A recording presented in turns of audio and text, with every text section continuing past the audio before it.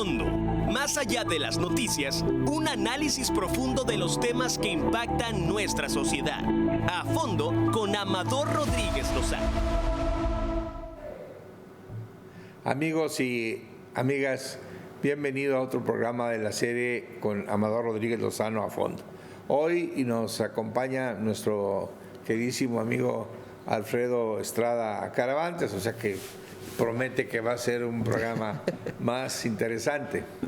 Antes de iniciar los temas de A Fondo, quiero mandar un saludo muy afectuoso, solidario, un abrazo a la familia de Praxedes Padilla González, mi gran cuate.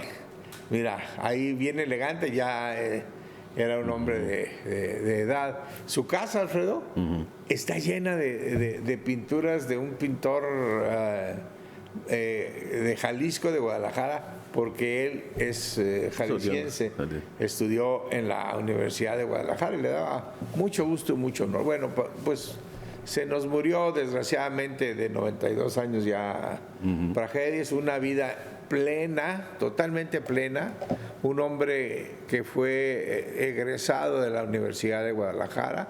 Aquí tuvo el honor de ser miembro de los 3 poderes, ¿no? Siendo abogado y además profesor de la universidad, daba clases de Derecho Constitucional, daba clases de Teoría del Estado. Siempre que me invitaba a comer, y siempre él insistía más que yo, siempre sus opiniones sobre Teoría del Estado, su preocupación sobre el estado de Baja California, del país, siempre eran profundas y muy agradables sus charlas. Fue diputado, presidente del Congreso, fue también presidente del Tribunal Superior de Justicia, fue presidente del PRI en el tiempo de Milton Castellanos, era muy amigo de Milton Castellanos Everardo, era un gran jurista, pero todo, una gente muy apasionada por Tijuana, un hombre de negocios muy exitoso, tuvo fe en Baja California, le apostó a Baja California, le apostó a Tijuana.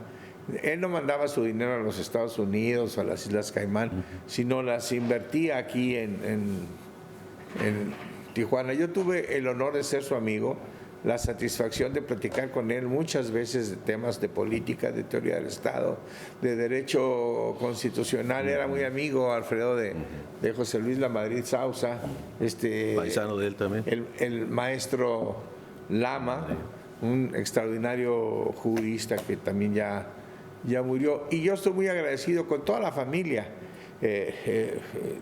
porque Praxedes siempre fue un gran apoyo y una gran amistad para mí. Tenían una gasolinera, la tienen todavía, una de las más importantes del Estado. Siempre me apoyó con gasolina cuando yo empezaba mis campañas políticas allá por el 80, 81. Siempre conté con su apoyo, me prestó. ¿Te acuerdas cuando gané la elección de senador? Sus oficinas, que abajo de su oficina está ahora un centro comercial, ahí fueron mis oficinas, ahí recibimos la satisfacción con mi amigo Javier Núñez, fue el responsable de los sistemas, y llegó muy contento de decirme, ganamos por 170,000 votos. Bueno, era una noche de mucha felicidad. Luego otra de no tanta felicidad, donde está ahora la tan comentada Televisión Azteca, ahí estuvieron mis oficinas para la campaña de la presidencia municipal, ¿no? Que perdí con 7,000 votos con el Kiko Vega. No fue muy satisfactoria esa noche, pero pues forma parte de la vida política de uno y de la formación. Bueno, pues no solamente me apoyó con todo eso, sino quizá una de las cosas más importantes, y tú la viviste, es que me apoyó con su hija María Fernanda Padilla. Fue mi secretaria particular cuando fui diputado federal. Todos estos foros que organizamos, pues tú eres el secretario técnico de la Comisión de Derechos Humanos. Entonces María Fernanda, trabajamos dinámica, inteligente, guapa, era un activo muy prudente, ¿no? También. Entonces María Fernanda se hizo muy popular ahí en la Cámara por todo lo que ella hacía. Todo el mundo me la quería quitar. Y bueno, ahora María Fernanda es la sucesora de su padre.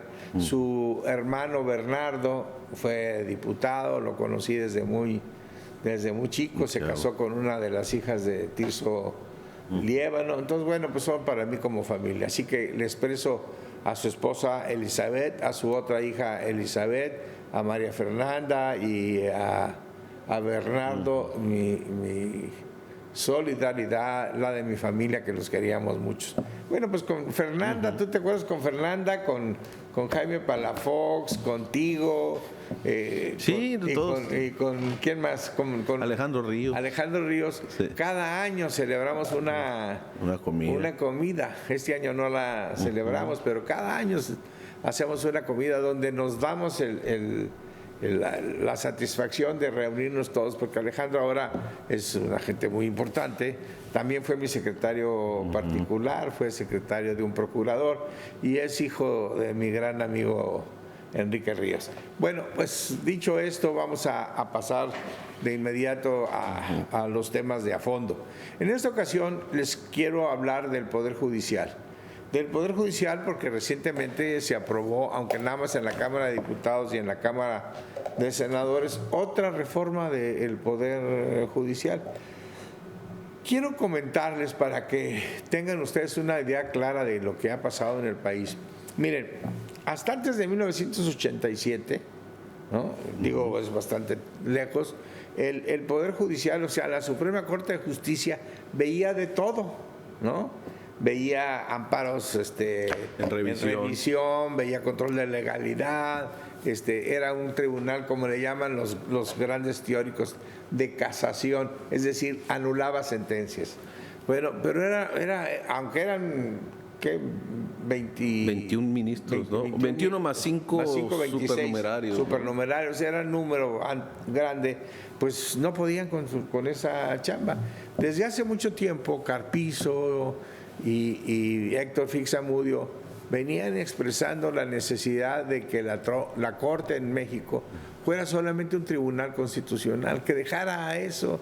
Y en 87 hicimos la reforma, ¿no? En 87 hicimos la reforma, a mí me tocó como director en la Secretaría de Gobernación y le quitamos a la Corte todos los casos de legalidad, y se le mandaron a los tribunales. Entonces la Corte se empezó a fortalecer.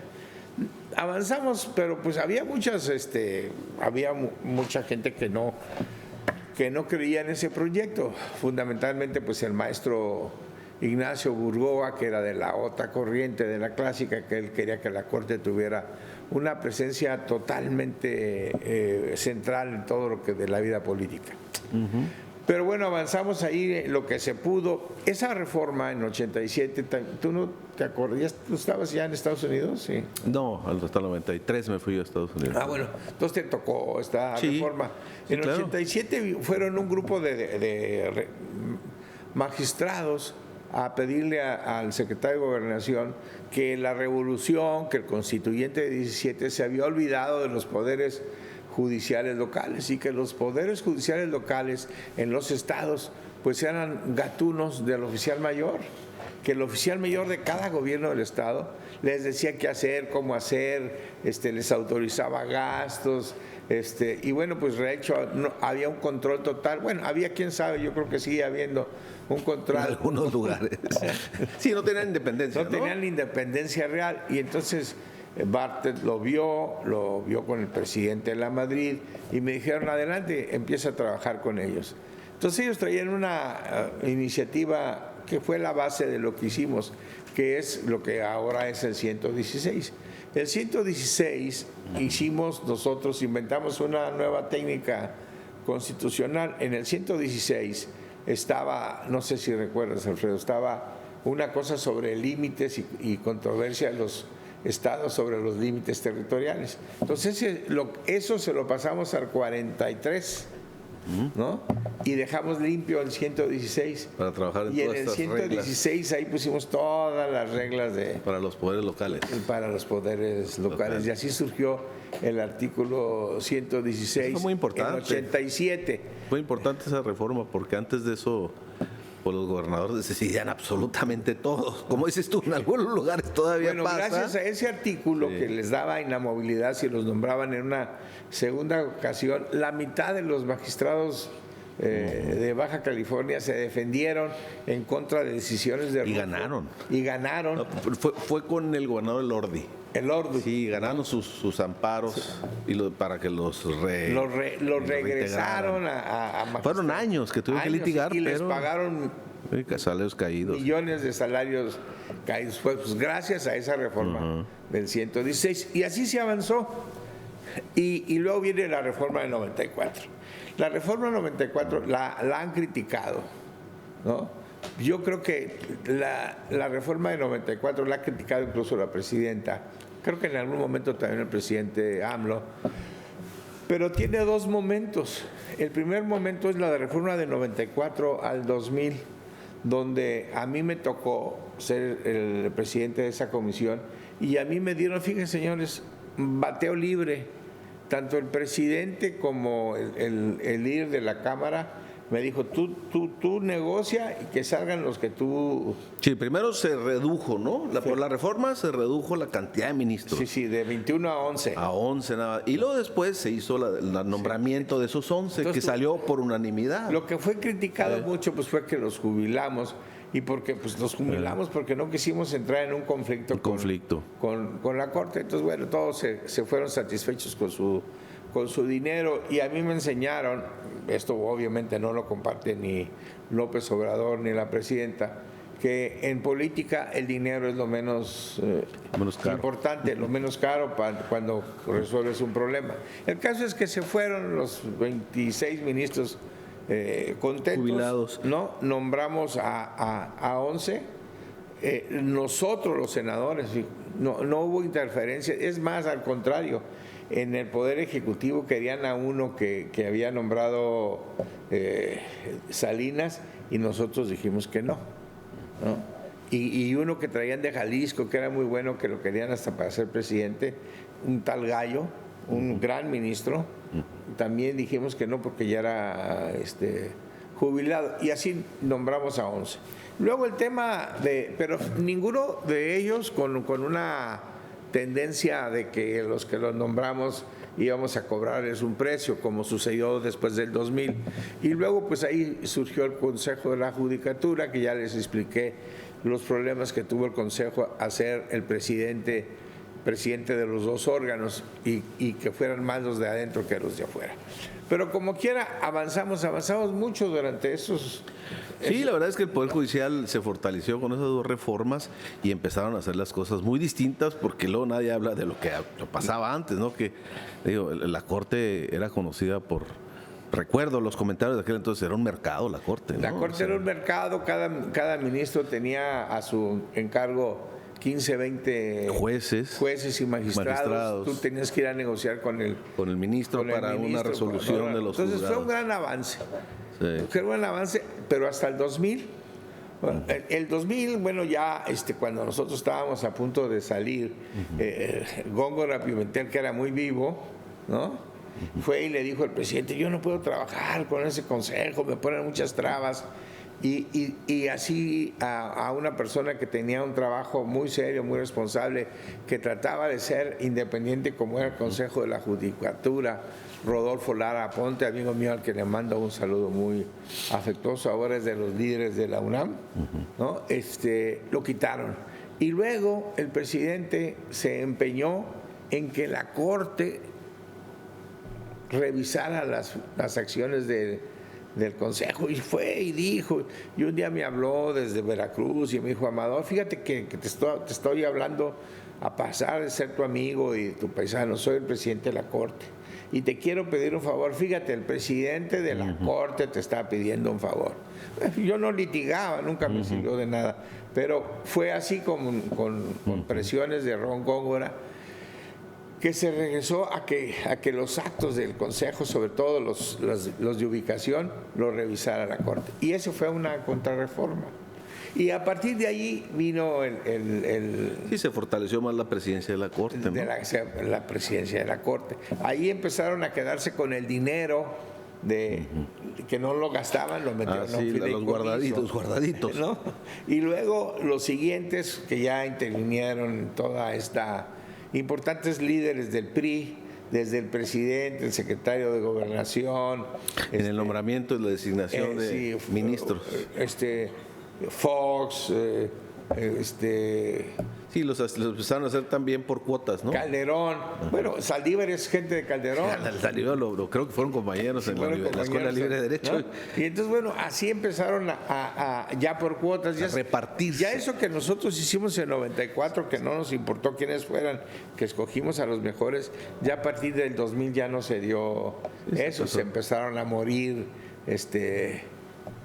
ministros, empezaron y se repartían terminar, ¿no? Y entonces se los empezó a repartir entre los partidos, ¿no? Entre los partidos.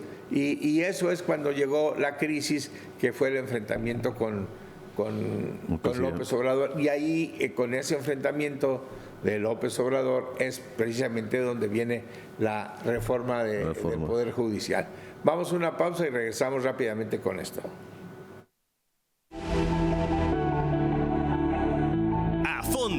Más allá de las noticias, un análisis profundo de los temas que impactan nuestra sociedad.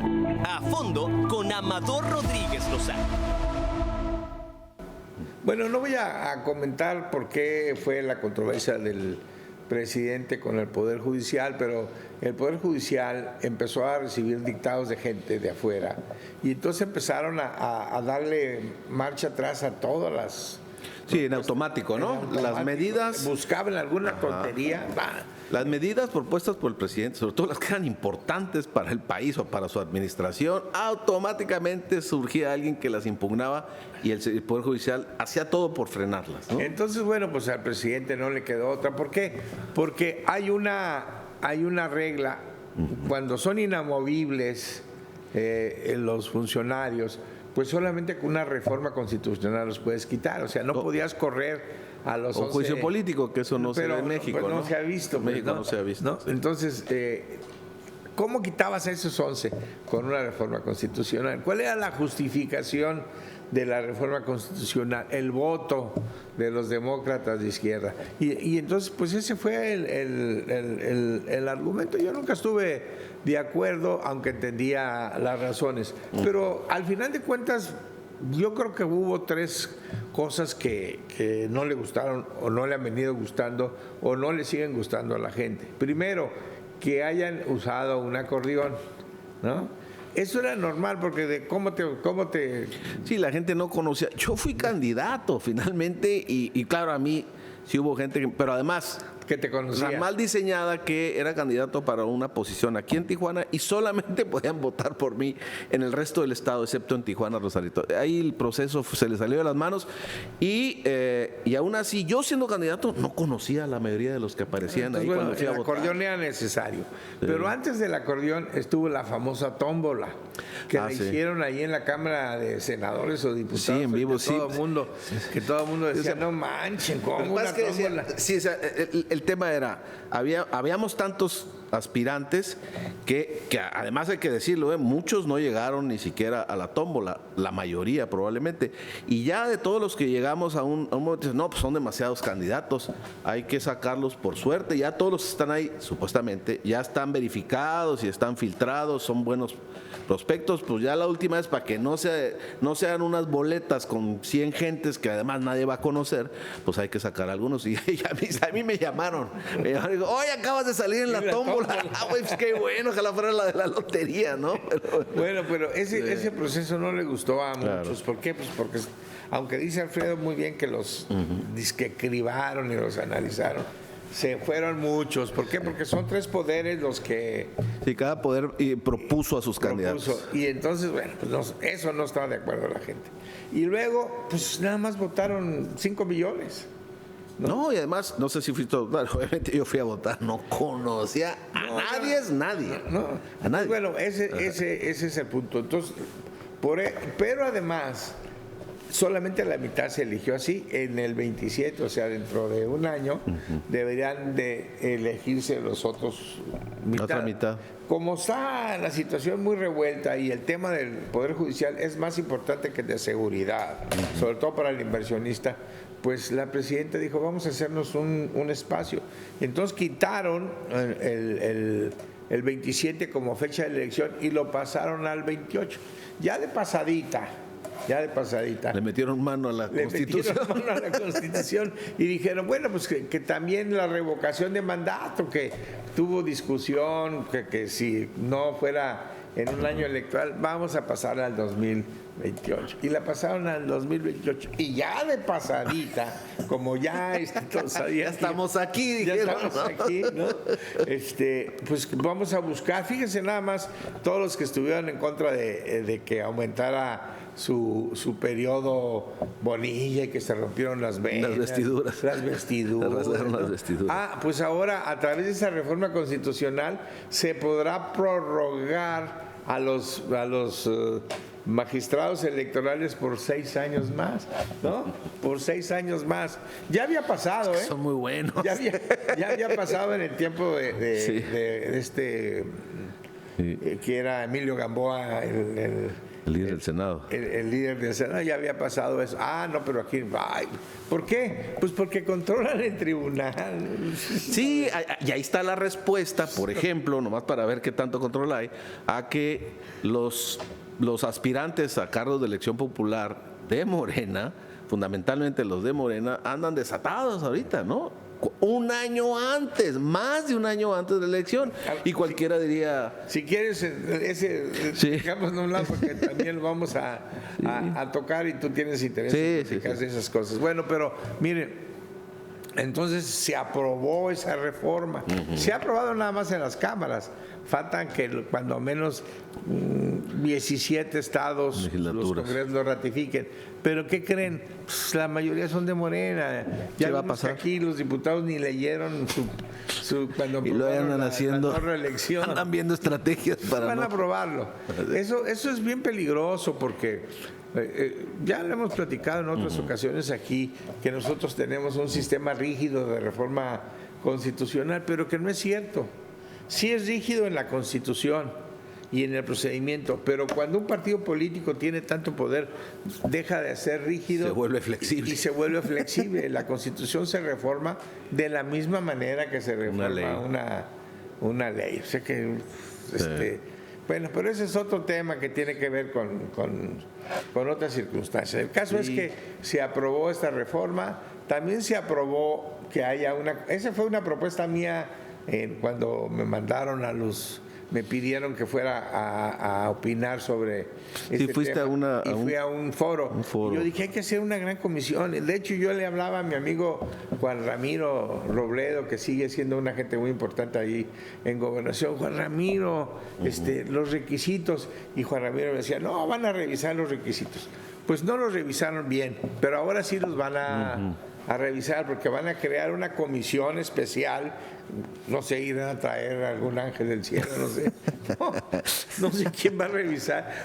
Van a revisar los requisitos de los que proponen el Poder Ejecutivo, el Poder Legislativo y el Poder Judicial. Esos candidatos para los nuevos jueces y magistrados, esos serán... Sí, van a ser revisados por esa comisión. Que es la clave, ¿no? Que es la clave para eventualmente... Por esta comisión. Presidente, ojalá me nombres a mí para ser ahí un juez de la balanza. Cortar cabezas. De quienes no puedan. Corruptos y tontos, porque ¿cómo hay tontos? ¿No? Sí, pero eso es un poco, como se habló mucho de que se inspiraban algunas entidades federativas de Estados Unidos donde se eligen jueces, esa fue la enorme diferencia con la primera vez que se organizaron las elecciones aquí, porque acá en California sí se eligen, pero pasan por 2 filtros muy fuertes para poder llegar a ser. ¿Por qué? Porque una vez cuando son buenos ya no importa quién sea, ¿no? Y por eso yo propuse, y también viene en la reforma, ¿no?, que haya un propedéutico. Y entonces tú eres precandidato, tú fuiste candidato.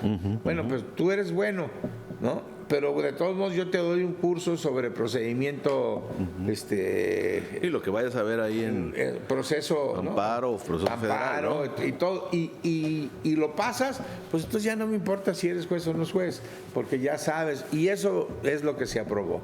Pues esperemos que se ratifique, seguramente se ratificará y en pocos días será constitucional. Bueno, pues esa es la última reforma, por eso les quise contar nada más que se olvidó que lo que queremos es que la Corte sea un verdadero tribunal constitucional. Ese tema, porque no lo trae la presidenta, porque la secretaria de Gobernación tampoco sabe, no sé si ahora la nueva consejera jurídica sepa de este tema, porque no hay nadie en el gobierno que sepa cómo hacer de la Corte un tribunal constitucional.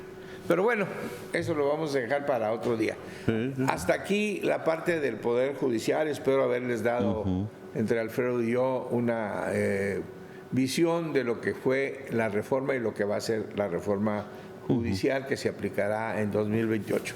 Pero eso me lleva a otro tema, Alfredo, que tú también tienes interés y nos vas a contar un tema que tiene que ver con la República de Weimar y que tiene que ver con esta situación.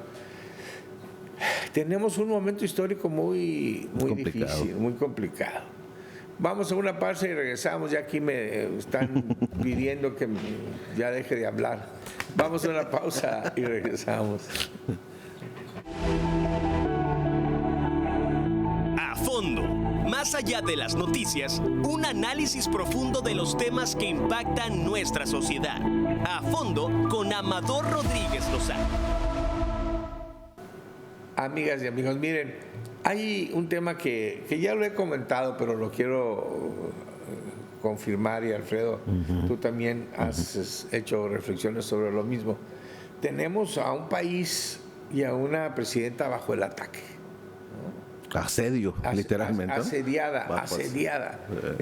No hay realmente redes sociales que la no apoyen, se le golpee un día y al siguiente las gentes de Morena defienden poco, no se involucran en un debate. Sí hay, pero no se involucran en un debate.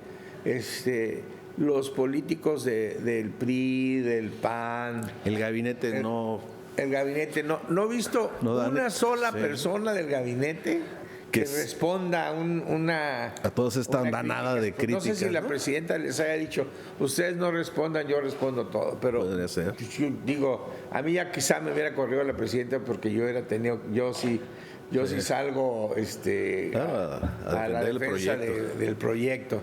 Luego, Estados Unidos es un agobio contra la presidenta.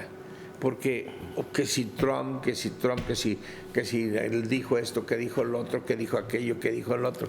Mira, qué bueno que está ahorita más bien preocupado por Irán que por México, pero no dejan todos los días, y que ya vino fulanito y que le sacó la lengua a la presidenta y que le trató muy feo y que le dijo, si no me entregas a Rocha, a Moya y a Marina del Pilar y a 12 gentes, y si no me entregas a Américo Villarreal y al gobernador de Michoacán, pues vamos a venir por ellos. Ay, qué mello, ¿no? Pero todo eso genera una fricción, una inestabilidad. Miren, hasta inestabilidad. La presidenta, no sé si ustedes vieron la mañanera, yo sí la veo a veces, y la presidenta, alguien le hizo una pregunta del público y les dijo, ya ven, no anden viendo televisión azteca, pero nunca dijo la presidenta, prohíbo que vean televisión. Vamos a retirar la concesión. Vamos a retirar la concesión. No. Una broma, ¿verdad? No han dejado que influirse por mentiras, ¿no?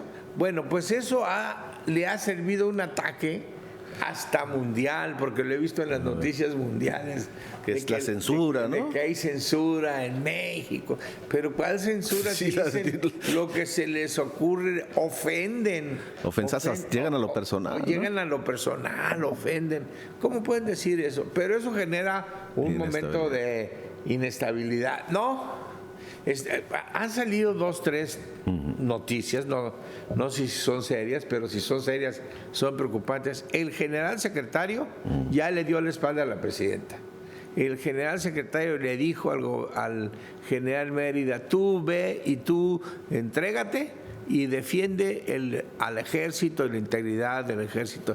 Sí anda circulando esa versión. Esa versión, ¿no? Imagínate, si eso fuera cierto, estaríamos ante una situación golpista. Sí, rayando en el golpismo. Rayando en el golpismo, eso no es cierto. El ejército es leal, el ejército es una gente, es nuestro apoyo más importante, pero genera inestabilidad porque hay gente que sí lo cree. Que se la creen. No, pues que Harfuch y el general Trevilla se sacan la lengua cada vez que se ven. No es cierto. Sí, son los dos pilares sobre los que descansa la No, es que están enojados porque Harfuch se acredita todo y es el ejército. Todos sabemos que la fuerza, señor secretario, sabemos que la fuerza más importante del país para la defensa de la soberanía, para la defensa de la seguridad, es el ejército y la marina. Estamos muy agradecidos. Yo veo cuando entran soldados y los veo allí aguantando el frío, el calor, circulando, pues estamos agradecidos por eso, secretario. Entonces no hay que hacer caso de esa situación. ¿O tú qué opinas, Sergio? Sí, que como tú, que estamos pasando por un momento de mucha inestabilidad y desgraciadamente no solamente es nuestro país es como una consecuencia de lo que también pasa en otras partes, fundamentalmente en Estados Unidos. Aunque el estilo de gobernar del presidente Trump pues está llevando inestabilidad a muchas partes del mundo, hay que decirlo. Es su forma, a todo el mundo, exactamente. Y claro, nosotros siendo vecinos con tales problemas comunes, pues no somos la excepción. Y en dando una clase y reflexionando con los muchachos sobre las principales amenazas que... Alfredo da clase en el CETIS. Sobre las principales amenazas que va a enfrentar la economía global de aquí a 25 años, apareció ahí en todos los, algunos motores de inteligencia artificial, el tema de la inestabilidad política, ¿no? En el mundo. Y por ahí apareció una opinión que dice que lo que se está viviendo en buena parte del mundo, pero específicamente en Estados Unidos, es algo parecido a lo que se vivió en una etapa del mundo que terminó provocando la Segunda Guerra Mundial, que fue la República de Weimar. Esta forma de organizarse constitucionalmente después de la Primera Guerra Mundial, que la perdió Alemania, y hasta que inició la Segunda Guerra Mundial. Y hay académicos que hablan de que hay que tener cuidado con lo que está pasando en el mundo, incluyendo los Estados Unidos, porque dicen, hay algunas similitudes. Primero, hay polarización, ¿no? O sea, si uno quiere seguir, que es igual en México, ¿no? Si uno quiere seguir las noticias políticas en Estados Unidos, o estás contra el presidente absolutamente, o estás en favor de lo que haga el presidente absolutamente. O sea, no hay versiones en medio, y eso genera inestabilidad también allá, ¿no? O sea, porque son dos visiones de que parece que son dos países distintos, ¿no? Están enfrentando el ICE contra representantes de... No, en el Congreso es increíble ver. A mí me ha sorprendido mucho que en el Congreso las comparecencias de los miembros del gabinete del presidente Trump llegan a lo personal, a la ofensa de los diputados y senadores demócratas, pero además al grado tal que cuando todavía era procuradora Pam Bondi, que ahora ya no está ahí, traía un acordeón aquí en el que empezaba a hablar algún senador demócrata y empezaba ella a leer a ver qué cosas le iba a achacar al senador, pero en lo personal, ¿no? Sí, claro. Y usted es muy borracho. O sea, eso nunca se había visto. Y luego tomaba la palabra el senador demócrata y ahí traía su acordeón con todas las cosas que tenía que decir. Era una cosa que rayaba. A eso hemos llegado también en México. Sí, también. Mira, en México creen que Estados Unidos es nuestra salvación, ¿no? Que le pregunten. Los norteamericanos son nuestra salvación. Y yo he hablado de los polcos, ¿tú te acuerdas de los polcos? Sí. Los polcos eran un grupo bueno, hay dos versiones, uno que es una parte de la Guardia Nacional y otra que es un grupo de jóvenes de la Ciudad de México. Se dice que ambos son polcos y son incluso los que trajeron la polca, y esos del norte, allá de Chihuahua. La polca es esa, ¿no? Viene de Polk, el presidente de los Estados Unidos, que es el que nos invadió y nos declaró la guerra. Bueno, pues desconociendo o haciendo a un lado estas evidencias, ha ido a Estados Unidos a pedir apoyo, dinero, como todo. los que fueron a traer a Maximiliano, ¿no? Pues casi. Eduardo Verástegui, primero, ¿no? Sí. No, y los medios de comunicación, no, es que va a crear un partido republicano. ¿Tú te acuerdas de que yo lo recibí siendo secretario general de gobierno? Un buen tipo, interesado en cuestiones como el aborto y el tema de la abuso infantil, todo eso se metió él, ¿no? Y con un tema ahí. Tipo. Sí. Pero pues no tiene carisma ni capacidad para crear. Ni idea, ¿no? Ni idea. Bueno, fue allá. Y los periódicos empezaron a hablar de él, de que sí, que va a crear un partido republicano. Creo que alguna vez hasta el presidente Trump hizo referencia a él. Sí, ¿no? y luego Ricardo Salinas Pliego, el tío Richie. El tío Richie que se radicalizó. Por no querer pagar impuestos. Impuestos, y lo obligaron a pagar los impuestos. Le debe impuestos también a los norteamericanos. Sí, también allá trae problemitas. También trae problemas. Pero bueno, pues va a una comida muy cara donde va a estar el presidente, se saca una foto con él. Seguramente habló con Marcos Rubio, porque Marcos Rubio es nuestro principal enemigo, ¿no? Trae la agenda de los republicanos. No, y desde que fue senador. De los republicanos, me refiero a los cubanos, ¿no? Quiere ser presidente, ¿no? Claro. Entonces aquí está la lucha electoral allá también. Entonces Marcos Rubio y el tema de México es, claro, por desgracia, es un tema. Y le da votos a los republicanos. Entonces, a México. Y que sí, el hablar mal de México y actuar contra México le da voto a los republicanos, ¿no? Entonces, bueno, pues ahí fueron a tratar de quedar bien con Marco Rubio. Ahí tenemos, mira, la senadora Telles, el tío Richie, Alito, Eduardo, todos ahí pidiéndoles. Sí. Y bueno, y el problema es que allá también llegan y, digamos, tocan pared con un gobierno que está actuando de una manera muy frontal, incluso frente a los procesos e instituciones democráticas de Estados Unidos. O sea, lo que pasó en el... Es lo que estás diciendo de Weimar. Sí. Hitler llega al poder en 1933. Y llegó por las urnas, ¿no? Llegó por las urnas. Y Hitler llega al poder en 33 y se lanza en contra de los comunistas, ¿no? Y los judíos, y los extranjeros, y los gays, y los... Sí, y sobre todo empieza a buscar enemigos de Alemania afuera, que están entrando de afuera. Eso se parece mucho a lo que se está haciendo ahora, ¿no? También es que la situación económica de Alemania era muy mala, porque los aliados no se miden después de la Primera Guerra Mundial y le ponen unos castigos altísimos que no puede Alemania. Pues es lo que está queriendo hacer con nosotros los aranceles. Con el resto ¿no? del mundo también. Con el mundo, pues por eso nos vamos con los chinos. Yo soy pro chino en ese sentido, ¿no? Sí. Y esa desequilibrio que puede eventualmente suceder o que está sucediendo de alguna manera en las economías, ese sí es el caldo de cultivo para que pase, para que haya gobiernos golpistas, para que, en fin, para los riesgos de la democracia. Tú eres muy estudioso, Alfredo. Sí. Hace algunos años los CEOs, o sea, los dirigentes de las empresas más importantes de los Estados Unidos, que son los verdaderos patrones de Trump, los que llevó a China. Esos que llevó a China, esos son los verdaderos patrones de Trump. ¿Saben qué? Esos hace 10, 20 años ganaban lo que ganaban 40 trabajadores más caros de su empresa.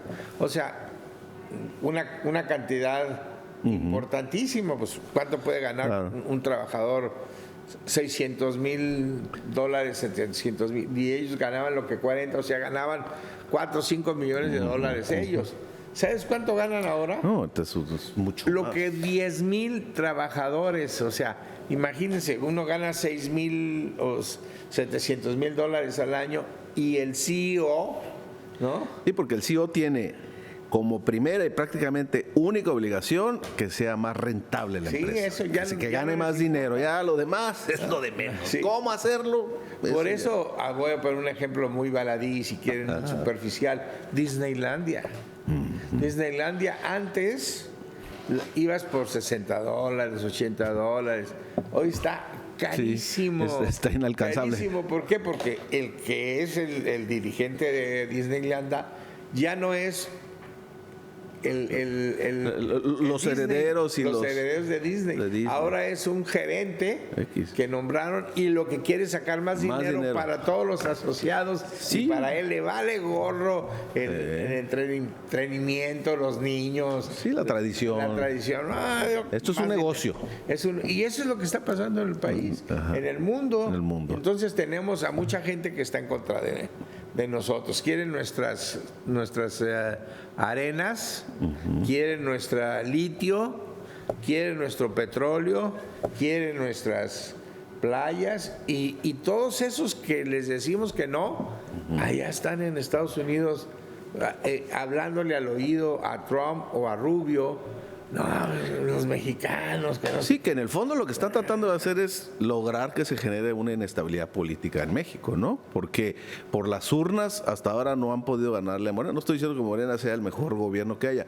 El problema que tiene la oposición acá es que pues está muy desacreditada. No hay forma que ganen elecciones, por lo menos no hasta este momento. Entonces, ¿qué hacen? Pues vámonos a buscar que nos ayuden a provocar inestabilidad política a los gobiernos de aquí de México y con eso pues a lo mejor ya vamos a poder ganar las próximas elecciones. Porque imagínate, si se llevan a Marina del Pilar. Sí, sería un escándalo, ¿no? Si se llevan bueno, con que la presenten la acusación. Si se llevan a Américo Villarreal. En esos tres.